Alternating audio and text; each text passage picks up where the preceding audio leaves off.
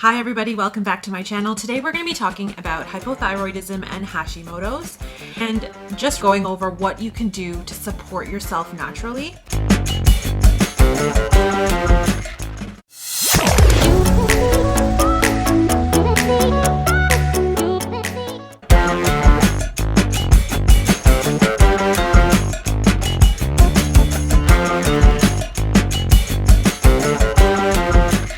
Hi everybody, I'm Dr. Sharlini from naturopathmom.com, mom of 3, and we're going to talk today about hypothyroidism and how to support your thyroid naturally.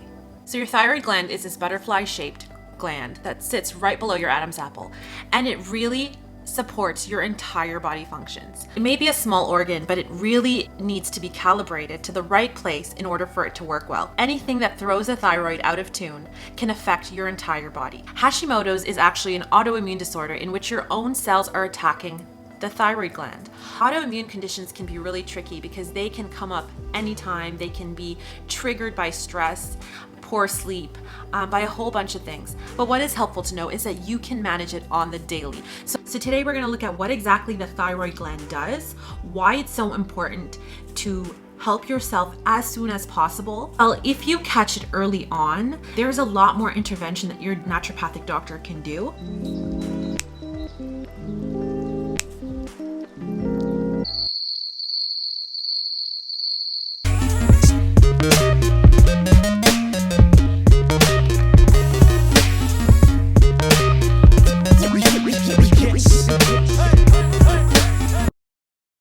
So something about hypothyroidism is that it can be the decrease in the function of the gland itself, or it could be that the communication between the brain and the hormones are not working properly.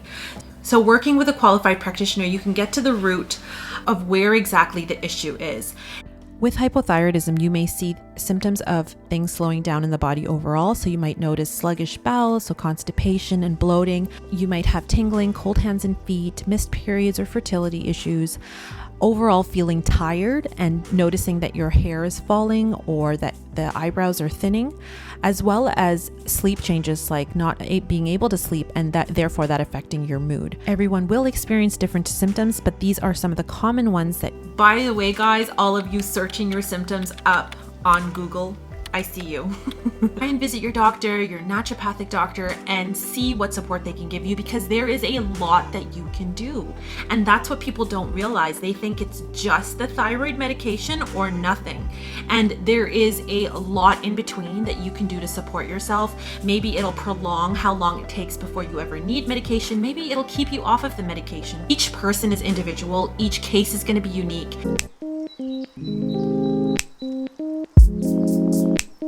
So if you are experiencing thyroid concerns, the first thing you want to do is check your blood. So a lot of times, even before you get to that higher value, you can start supporting your thyroid. Now, the thing with taking thyroid medication is that once you start it, you're typically on it for the rest of your life, unless something drastic changes like your weight, your health, something goes different.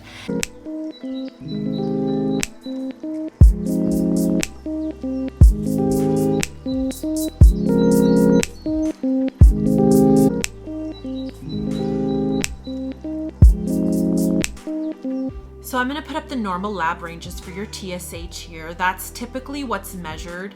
And if this is elevated, then they might check your other hormones, your T3, your T4, and they may also check your antibodies. So that could be your anti-TPO or your anti-thyroglobulin.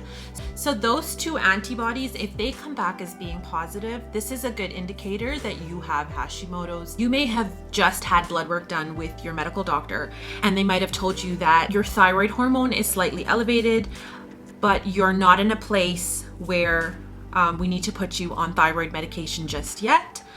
Make sure that if you do hear these things from your doctor or whoever is checking your blood work for you, that you come in as soon as you can so that you can do something about it.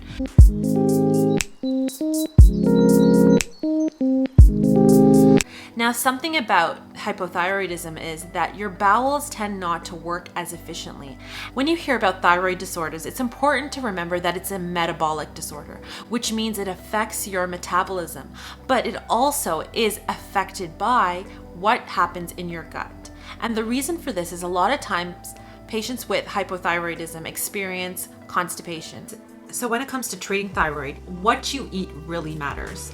And the reason for this is because of the sluggish digestion, which is holding in a lot of the foods that would otherwise be eliminated. If you think about these foods, they are irritating the gut lining, and so things are penetrating through the lining a lot. One great way would be to add probiotics to your diet so that you're eliminating better.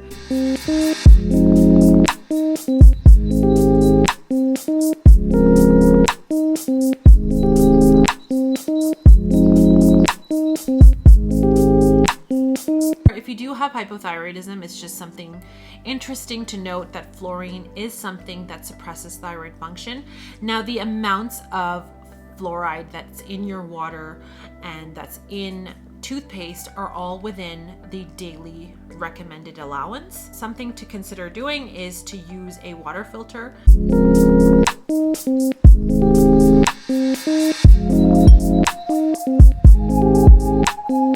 So there are so many different ways to help yourself, and foods, supplements, those are just some of them. There's also things like acupuncture. There are also yoga poses, and a series of yoga poses can help to encourage circulation and drainage to certain parts of the body. So you don't really want to jump into doing intense workouts right off the bat, whether that's running or just things that are too intense for you, because you can feel tired right after.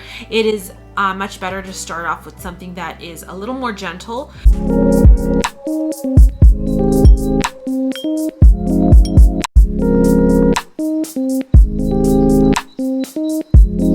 In terms of supplements, most of the good supplements that are out there usually contain a cocktail of some of the nutrients that you need. So this can include selenium, which is a precursor for free T3, which is one of the most active forms in the body. And the other important amino acid is L-tyrosine, which is really a building block of thyroid hormones. Vitamin D, the importance of vitamin D is sometimes overlooked, and having your lab values checked for where your vitamin D levels are at, particularly in North America, is something great that you can do. In terms of herbs, ashwagandha is one that's well known to help thyroid function, but also help moods and help your bowel functions. Now, this is something that you don't take if you're pregnant. There are always cautions that you have to take with taking any of these herbs, especially in supplement form. So make sure that you are working with a qualified practitioner instead of self-prescribing. Instead, there are so many other things that are beneficial for the thyroid. The goal would be to feel better, to know what to do. Some of the things to add into your diet would be fiber, whole grains, flax seeds, sea vegetables, fish, pumpkin seeds, which are high in zinc, which is a mineral that directly works with the thyroid. Some foods to primarily avoid would be the cruciferous family. Now, this includes vegetables such as kale, cabbage, broccoli, Brussels sprouts, and these tend to be goitrogenic, so that's something that you would not consume raw, and this is really important in hypothyroidism, to not consume these foods raw.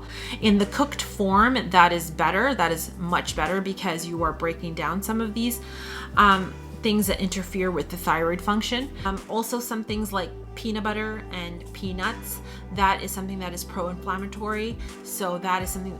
When you have sluggish digestion, the waste tends to sit there and irritate the lining of the gut. And when this happens, there are openings that occur, as the thyroid hormones and gluten have similar proteins. So when you cut out the gluten, if you do have Hashimoto's, we have found in practice that this is something that's really beneficial. People end up feeling so much better. And again, it doesn't have to be long-term. It doesn't have to be a long-term solution. It is something just to get the therapeutic effect of everything else that you're doing. So helping your gut heal, putting in the right probiotics and the right foods so that you can actually eliminate better. Thank you so much for watching, and I'm sending you lots of positive vibes.